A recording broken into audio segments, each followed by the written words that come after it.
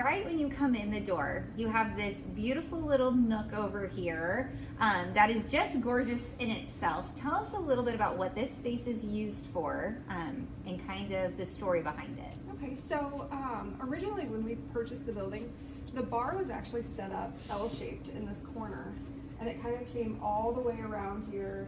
You had a step up to get into it, another step once you were inside of it, and then you had to walk all the way around it to access like all of your coolers, and it just wasn't very functional. So we decided to make this a cocktail lounge. That way we actually had, you know, seating for people that kind of wanted to get away from the crowd a little bit. We'll eventually have a TV up in here, so that way if there's a big game on or something, your guests can watch that instead of just hovering over tables with their phones. But it's, you know, something that's a breakaway from the actual event, which is kind of nice just for older people especially. We've also done dessert tables in here. We've done like a cocktail hour that, you know, the snacks are set up in here.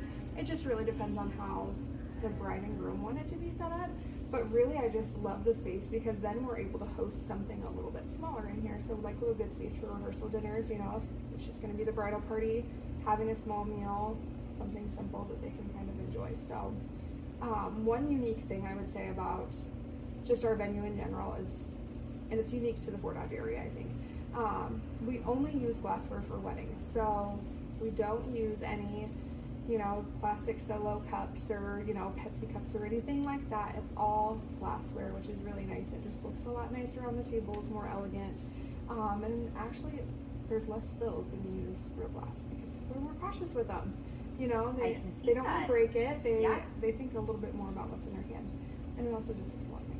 So yes, yeah. I'm a glassware girl. I love the look. It just it's amazing. It's kind of like lighting, right? It just adds a totally different element. And I'm not sure if it's because it captures the light or what it actually entails, but it is absolutely gorgeous if you can apply glassware to your event. It really just elevates it to a whole nother level. So a perfect space to have, you know, a social hour, a nice little space to be able to just step away from the wedding or any event that you might be having. And I have to ask, I love this picture. Is there a story behind the picture? So I really wanted something that women would want to take photos in front of that would just be an automatic, like, oh my gosh, we have to take a picture right here.